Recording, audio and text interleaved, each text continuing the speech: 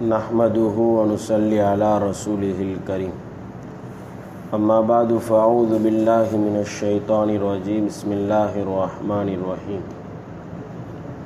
وما نرسل المرسلين إلا مبشرين ومنذرين ويجادل الذين كفروا بالباطل ليدحضوا به الحق واتخذوا آياتي وما انذروا هزوا۔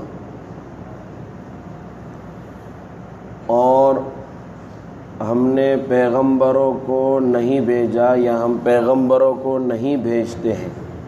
مگر خوشخبری دینے والا بنا کر اور ڈرانے والا بنا کر، یعنی پیغمبروں کا، دین کے کام کرنے والوں کا دو جو ہے مقصد ہے۔ ایک یہ کہ وہ نیکی پر بشارت دے،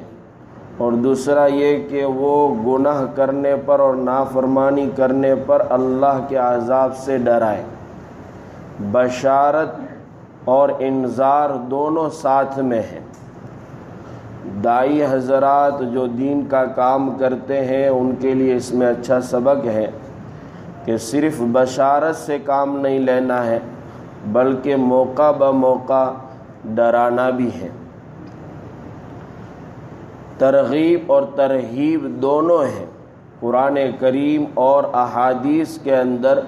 ہمیں دونوں چیزیں ملتی ہیں کہ کیا نیکی کرے تو اس پر اللہ اجر دے گا، اور کون سے گناہ ہے جس پر اللہ سزائے دے گا۔ دونوں چیزیں ہیں۔ ایک حدیث میں حضور اکرم علیہ الصلاۃ والسلام نے اس لیے ارشاد فرمایا، من رأى منکم منکرا فلیغیر بیدہ، کہ تم میں کا کوئی آدمی اگر کوئی برائی دیکھے، کوئی منکر کام دیکھے تو چاہیے کہ وہ اپنے ہاتھ سے درست کر دے، اس کی اصلاح کر دے۔ فَإِن لَّمْ يَسْتَطِعْ فَبِلِسَانِهِ، اور اگر وہ آدمی اپنے ہاتھ سے نہیں روک سکتا ہے تو زبان سے سمجھا دے۔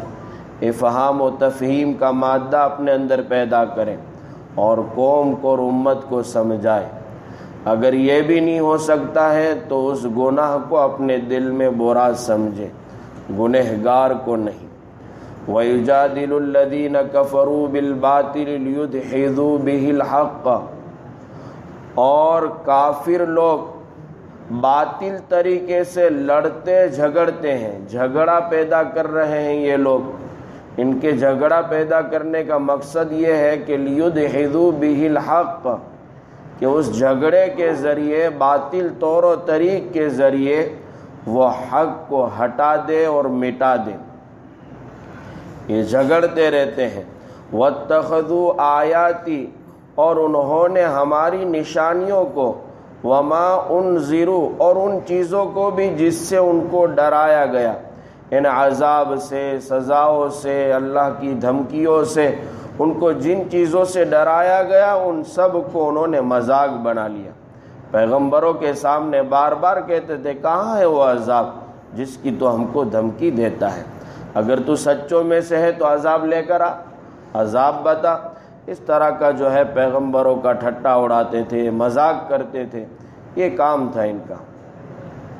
آگے اللہ تبارک و تعالیٰ نے فرمایا، وَمَنْ أَظْلَمُ مِمَّنْ ذُكِّرَ بِآيَاتِ رَبِّهِ فَأَعْرَضَ عَنْهَا وَنَسِيَ مَا قَدَّمَتْ يَدَاهُ، اس شخص سے بڑا ظالم کون ہوگا کہ جس کو اس کے پروردگار کی آیتوں سے جو ہے نصیحت کی جائے، اس کی تذکیر کی جائے، اس کو سمجھایا جائے، پھر بھی وہ ان نصیحتوں اور آیتوں سے اعراض کرے۔ اس کو سمجھایا جا رہا ہے، اس کو جو ہے دین کی باتیں بتائی جا رہی، لیکن وہ یہ کر رہا ہے کہ اعرض عنہا، اس سے اعراض کر رہا ہے، اس سے روگردانی اختیار کر رہا ہے۔ وَنَسِيَ مَا قَدَّمَتْ يَدَاهُ، اور بھول گیا ہے وہ جو کچھ کہ اس کے ہاتھوں نے آگے بھیجا، یعنی اس کا کیا نتیجہ ہونے والا ہے، کیا انجام ہوگا، جو اس نے گناہ اور کرتوت کیے ہیں اس کی کیا کیا سزا بھگتنی پڑے گی، یہ سب کو وہ فراموش کر چکا ہے، بھول چکا ہے۔ جب اتنا وہ اترا چکا ہے اور اصرار پر اصرار کرتا جا رہا ہے تو اِنَّا جَعَلْنَا عَلَىٰ قُلُوبِهِمْ أَكِنَّةً أَن يَفْقَهُوهُ، تو ہم نے جو ہے ان کے دلوں پر جو ہے پردے رکھ دیے ہیں کہ وہ ان باتوں کو سمجھ نہ سکے۔ اب چونکہ ان کے پاس دل ہے لیکن سمجھنے کی صلاحیت نہیں ہے، دلوں کے کان سے وہ سنتے نہیں ہیں، اس لیے اللہ تعالیٰ فرماتے کہ اب ہم نے ہی مہر لگا دی، ان پر پردے ڈال دیے۔ وفی آذانہم وقرا، اور ان کے کانوں میں ہم نے بوجھ ڈال دیا، ٹاٹ بھر دیا ہے کہ اب وہ جو ہے حق کی بات کو سننے کی سکت بھی نہیں رکھتے ہیں۔ تو یہ بہت ہی جو ہے بری عادتیں ہیں کہ حق بات سامنے آ جاوے اور پھر انسان اس سے اعراض کرے۔ اس پر اللہ تبارک و تعالیٰ اتنا ناراض ہوتا ہے کہ اب دائمی اس کے اوپر پردے ڈال دیے جاتے ہیں، حق بات کتنی بھی سنے لیکن کوئی اثر نہیں ہوتا ہے۔ وَإِن تَدْعُوهُمْ إِلَى الْهُدَى فَلَن يَهْتَدُوا إِذًا أَبَدًا، اور اگر آپ ان کو ہدایت کی بھی دعوت دیں گے تو بھی وہ ہرگز اب جو ہے ہدایت یافتہ نہیں ہوں گے۔ اب پیغمبر صلی اللہ علیہ وسلم جیسی ہستی وہ دعوت دے رہی ہیں، اور ایسی شخصیت کہ جن کے لیے اللہ تبارک و تعالیٰ نے پوری کائنات کو سجایا، جو تمام پیغمبروں اور جو ہے رسولوں کے سردار ہیں، ان کو یوں فرما دیا کہ اگر آپ بھی ان کو ہدایت کی دعوت اب دیں گے تو بھی یہ ہدایت یافتہ نہیں ہوں گے۔ تو میرا اور آپ کا تو کیا شمار ہوئے بھائی؟ دین کی باتیں وہ ہیں کہ آدمی جو ہے وہ حق کے کانوں سے اور دل کے کانوں سے سنے اور اس کی طرف توجہ کرے۔ جیسے کہ تفسیر کی ابتدائی روز میں نے کہا تھا کہ جب قرآن پڑھا جاتا اور دین کی باتیں کہی جاتی ہوں اس وقت غور سے سننا چاہیے۔ استماع کے معنی ہے غور سے، کان لگا کر توجہ کے ساتھ، بے ادبی کے ساتھ اور بے توجہ سے نہیں ہونا چاہیے۔ وَرَبُّكَ الْغَفُورُ ذُو الرَّحْمَةِ، اب سوال یہ ہے کہ ان لوگوں نے جو ہے عذابوں کا اور اللہ کی آیتوں کا ٹھٹا اڑایا اور بار بار فرمائش کر رہے کہ عذاب آ جائے، عذاب آ جائے، پھر بھی عذاب کیوں نہیں آ رہا ہے؟ تو اللہ تعالیٰ فرماتا ہے کہ پیغمبر تیرا پروردگار جو ہے وہ بہت ہی معاف کرنے والا ہے اور رحم کرنے والا ہے۔ اصل میں اس کا رحم ہے کہ وہ مہلت دے رہا ہے، ابھی ڈھیل دے رہا ہے، لوگوں کو وقت فراہم کر رہا ہے کہ ابھی بھی موقع ہے، موت سے پہلے پہلے سنبھل جاؤ اور غرغرے کی کیفیت آنے سے پہلے پہلے ہی تم صحیح راستہ اختیار کر لو تو کامیاب ہو، ورنہ ناکامی جو ہے تمہارے جو ہے سامنے آنے والی ہی۔ لَوْ يُؤَاخِذُهُمْ بِمَا كَسَبُوا لَعَجَّلَ لَهُمُ الْعَذَابَ، کہہ رہے کہ اگر وہ ان کی گرفت کرتا ان کے کرتوتوں کی بنا پر، ان کے گناہ کمانے کی بنا پر، لَعَجَّلَ لَهُمُ الْعَذَابَ، تو وہ ان کے لیے عذاب میں بہت جلدی کر دیتا، لیکن ایسا نہیں کرتا ہے اللہ تبارک و تعالی۔ بَل لَهُم مَوْعِدٌ لَن يَجِدُوا مِن دُونِهِ مَوْعِلًا، بلکہ ان کے لیے ایک وقت مقرر ہے، ایک متعین ٹائم ہے ان کے لیے، ان کی ہلاکت کا، ان کو جو ہے عذاب میں مبتلا کرنے کا ایک وقت متعین ہے، اور جب وہ آ جائے گا لَن يَجِدُوا مِن دُونِهِ مَوْعِلًا، تو پھر جو ہے پروردگار کے ورے وہ کہیں بھی پناہ نہیں پا سکتے، پھر ان کو جائے پناہ نہیں ملے گی۔ دیکھیے آپ ان بستیوں کو، وَتِلْكَ الْقُرَىٰ أَهْلَكْنَاهُمْ لَمَّا ظَلَمُوا، دیکھو ان بستیوں کو ہم نے ان کو ہلاک کر دیا جب انہوں نے ظلم کیا۔ قوم عاد، قوم سمود، قوم سبا، اصحاب ایکا اور دیگر جو ہے قرآن کریم میں جن کے قصے اور حدیثوں میں جن کے قصے وارد ہیں کہ جب انہوں نے اللہ کی نہیں مانی، اللہ کے پیغمبروں کا مذاق اڑایا اور انہوں نے اللہ کی آیتوں کے ساتھ انہوں نے بدتمیزی کے ساتھ پیش آئے، اور جو ہے حضرت نوح علیہ السلام اور دیگر انبیاء کرام کے قصے آپ دیکھیے کہ ان پر جو عذاب آیا ہے تو آج بھی تاریخ کے اندر صفحات میں لکھا پڑا ہے، قرآن کریم بھی اس کی گواہی دیتا ہے اور شواہد اس میں موجود ہے۔ وَجَعَلْنَا لِمَهْلِكِهِمْ مَوْعِدًا، اور ان سب کے ہلاکت کے وقت کو ہم نے مقرر کیا۔ اب سب کا ایک وقت متعین کیا تھا، ورنہ نوح علیہ السلام کو ستایا گیا، صالح علیہ السلام کو ستایا گیا، حضرت ہود علیہ السلام کو ستایا گیا، اور حضرت موسیٰ علیہ السلام اور دیگر پیغمبر علیہم الصلاۃ والسلام ان سب کو ستایا گیا، ان کے ساتھ جو ہے ظلم زیادتی ہوئی، لیکن پھر بھی جو ہے ان کی قوم کے ساتھ ڈھیل ہوتی گئی یہاں تک کہ ان کا وقت مقرر آ گیا۔ پھر جو رب نے پکڑا ہے تو خدا کی قسم پھر کوئی اس سے بچ نہیں سکا ہے۔ نوح علیہ السلام کا بیٹا تو یہاں تک کہنے لگا کہ ابو جان میں تو چوٹیوں پر چڑھ جاؤں گا، پہاڑوں کی اونچائی پر پہنچ جاؤں گا، یہ سیلاب مجھے کیا غرق کرے گا۔ لیکن یہ گفتگو چل ہی رہی تھی کہ اس کے دوران سیلاب بیچ میں آڑ بن گیا اور حضرت نوح علیہ السلام کے سامنے ان کے بیٹے کو ہلاک کر دیا گیا۔ تو یہ ہے میرے بھائیوں، جب عذاب اللہ کا آتا ہے تو پھر جو ہے کوئی چھٹکارا نہیں ہوتا۔ تو حق بات جب سامنے آ جائے، قرآن کریم ہمارے سامنے حق ہے، حق سے مراد قرآن کریم بھی ہے اور جو ہے دین کی باتیں بھی ہیں، یہ جب ہمارے سامنے آ جائے تو اپنے سر جھکا دینے چاہیے اور اس کی طرف جو عمل پیرا ہو جانا چاہیے۔ وَإِذْ قَالَ مُوسَىٰ لِفَتَاهُ لَا أَبْرَحُ حَتَّىٰ أَبْلُغَ مَجْمَعَ الْبَحْرَيْنِ أَوْ أَمْضِيَ حُقُبًا فَلَمَّا بَلَغَا مَجْمَعَ بَيْنِهِمَا نَسِيَا حُوتَهُمَا فَاتَّخَذَ سَبِيلَهُ فِي الْبَحْرِ سَرَبًا۔ بخاری شریف کی روایت ہے، ابی ابن کعب رضی اللہ عنہ سے روایت ہے، حضور اکرم علیہ الصلوۃ والسلام نے ایک مرتبہ حضرت موسیٰ علیہ الصلوۃ والسلام اور حضرت خضر علیہ الصلوۃ والسلام کا قصہ جو ہے سنایا اپنے صحابہ کو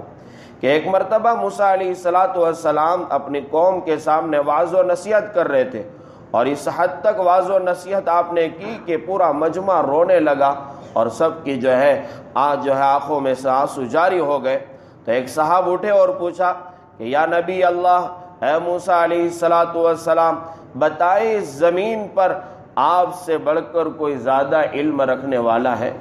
کون ہے جو سب سے زیادہ علم والا ہے اس زمین پر؟ حضرت موسیٰ علیہ الصلوۃ والسلام نے فرمایا انا، میں سب سے زیادہ علم رکھنے والا ہوں۔ اور حقیقت میں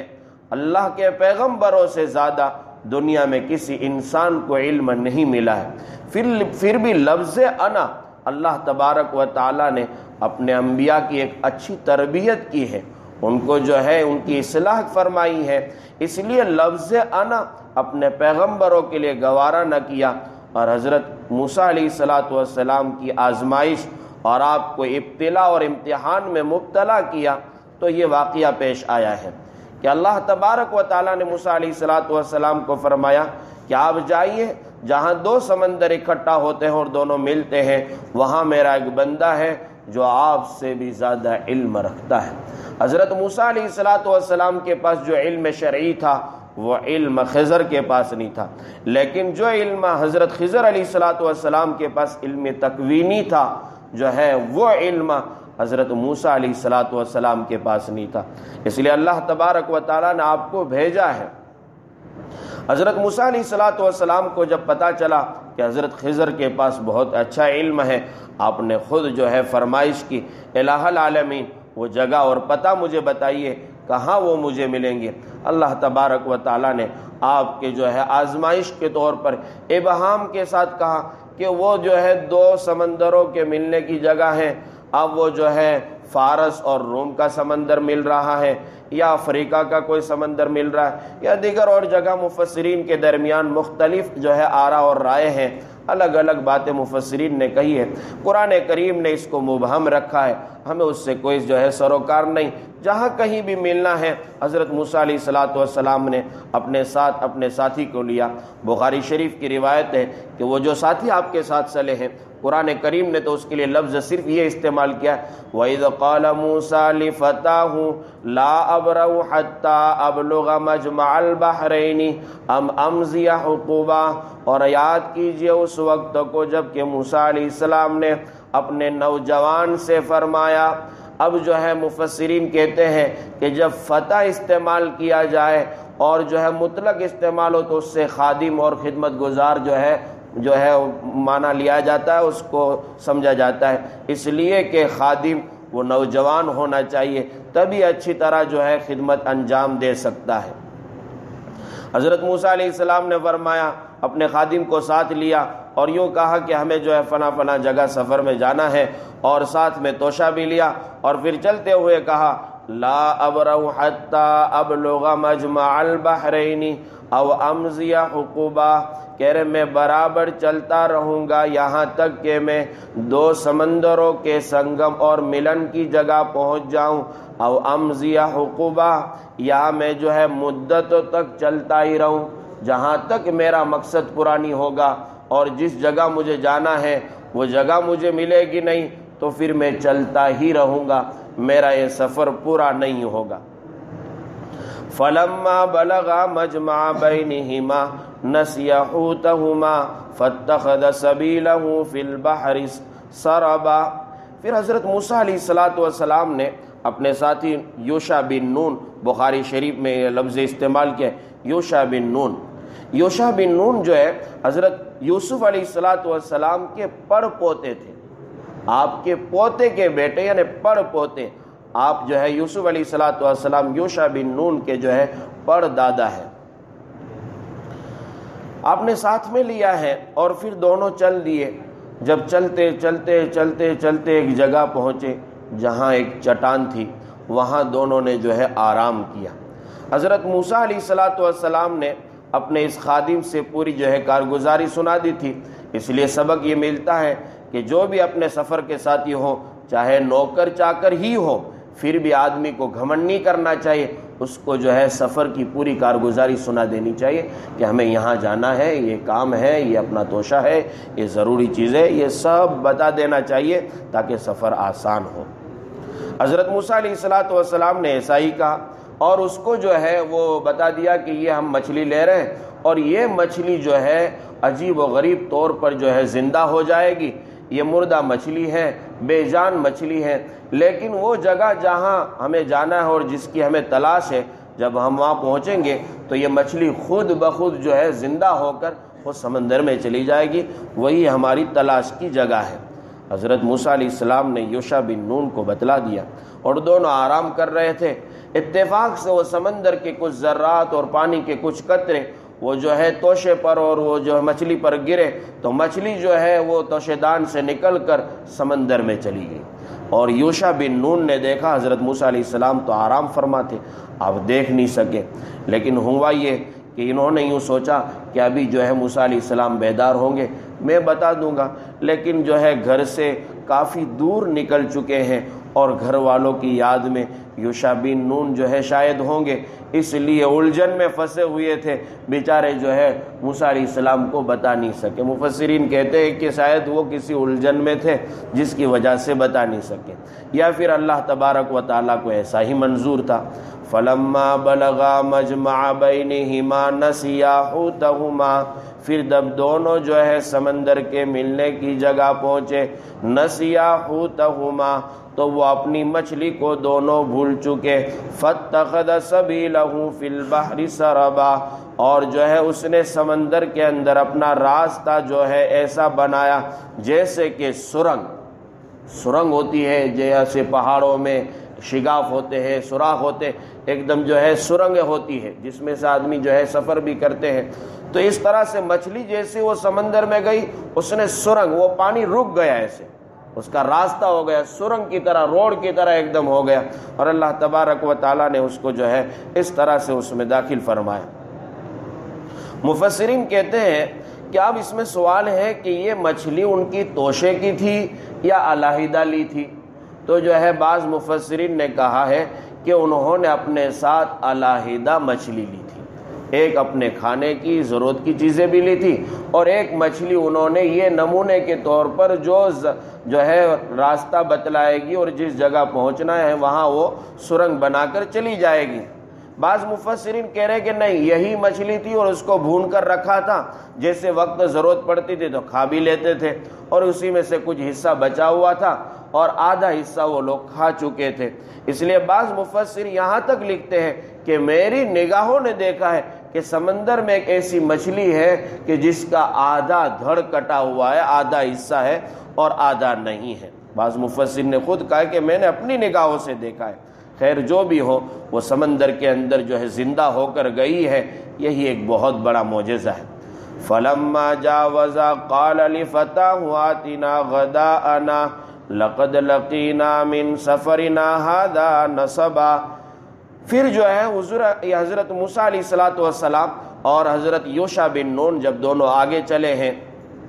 اپنی جو مقصد کی جگہ تھی اس سے بھی آگے نکل گئے۔ جب تک آدمی کا مقصد ہوتا ہے تو تھکان نہیں لگتی ہے، لیکن جب مقصد سے آگے بڑھنے لگتا ہے تو خود بخود تھکان ہونے لگتی ہے۔ اس لیے مفسرین نے لکھا ہے، یا پھر جو ہے حضور اکرم علیہ الصلوۃ والسلام کی وہ حدیث جو میں بخاری شریف کی سنا رہا تھا، اسی میں حضور اکرم علیہ الصلوۃ والسلام نے فرمایا کہ ایک دن، ایک رات اور ایک دن انہوں نے پھر سفر کیا،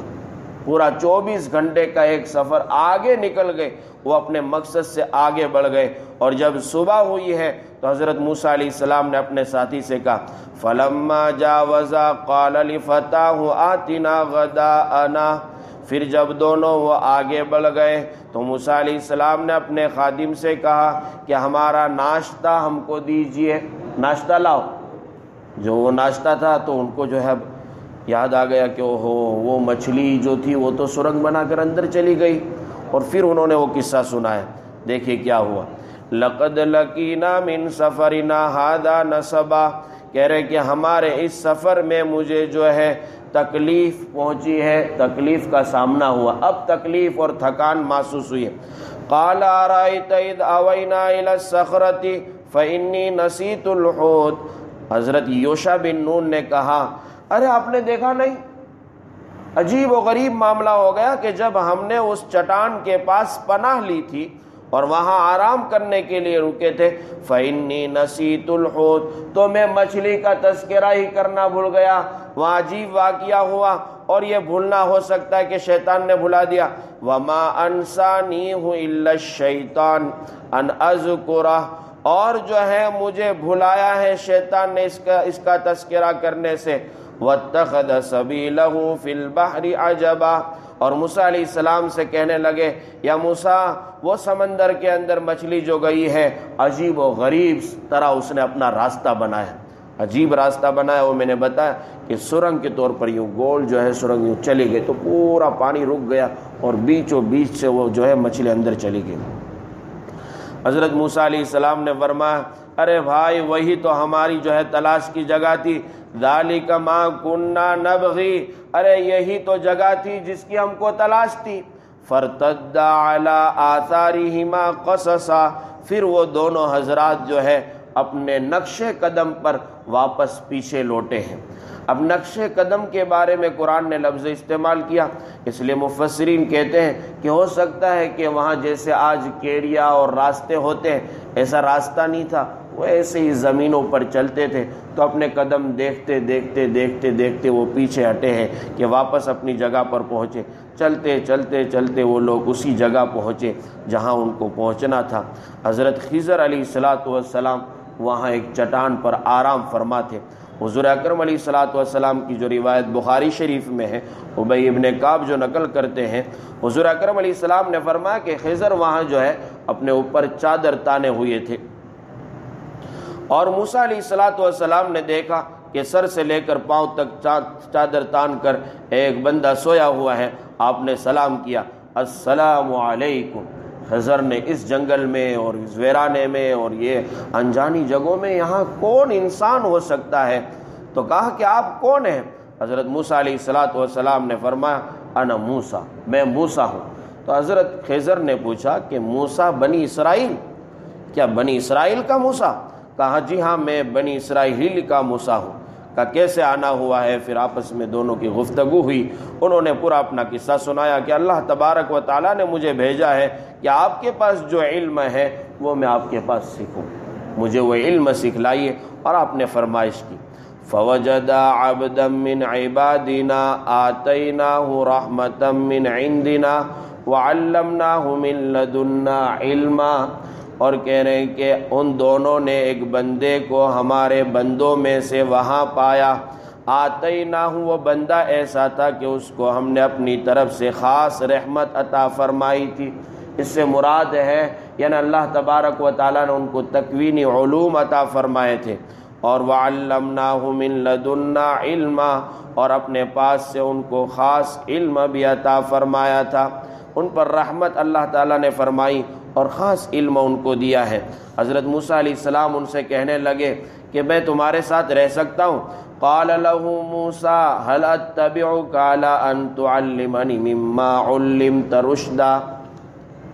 حضرت موسیٰ علیہ السلام نے ان سے فرمایا کیا میں آپ کی اتباع کر سکتا ہوں، کیا میں آپ کے ساتھ رہ سکتا ہوں اس شرط پر کہ آپ مجھے وہ علم سکھلائے جو آپ کو سکھلایا گیا ہے، جو نمایاں علم اللہ تبارک و تعالیٰ نے آپ کو سکھلایا ہے، کیا میں آپ کے پاس اس علم کے سیکھنے کی غرض سے رک سکتا ہوں؟ ادب بجا لانے چاہیے، علماء کے پاس علم سیکھنے جاوے یا کسی کے پاس بھی علم سیکھے، ان کا ادب، ان کا رسپیکٹ، ان کی عزت بجا لانی چاہیے۔ وقت کے بڑے پیغمبر ہیں اور جو ہے رسول ہیں جن پر اللہ تعالیٰ نے خاص کتاب نازل فرمائی توریت، اور وہ پیغمبر ہیں کہ ان کو اللہ تبارک و تعالیٰ سے ہم کلامی کا شرف حاصل ہے، باتیں کرنے کا شرف، کلیم اللہ آپ کا لقب ہے، ایسے پیغمبر ہیں۔ لیکن استاد صاحب کے سامنے جس سے علم حاصل کرنے گئے کتنا بڑا ادب بجالا کہ سوال کے انداز میں پوچھ رہے اتبعوک حل اتبعوک، کیا میں آپ کے ساتھ رہ سکتا ہوں، کیا آپ کے ساتھ میں جو ہے علم سیکھنے کی غرض سے رک سکتا ہوں؟ ایسے سوال ہے۔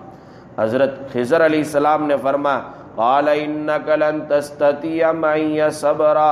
اے موسیٰ علیہ السلام آپ ہرگز میرے ساتھ برداشت نہیں کر سکتے، چونکہ آپ کے پاس جو علم ہے وہ میرے پاس نہیں، اور میرے پاس جو علم ہے اس کا احاطہ آپ نہیں کر کیے ہوئے۔ وَكَيْفَ تَصْبِرُ عَلَى مَا لَمْ تُحِطْ بِهِ خُبْرًا، اور کیسے آپ صبر کر سکتے ہیں اس چیز پر جس کے احاطہ واقفیت آپ کے پاس ہے ہی نہیں، آپ کے علم کی احاطے میں وہ چیزیں ہے ہی نہیں،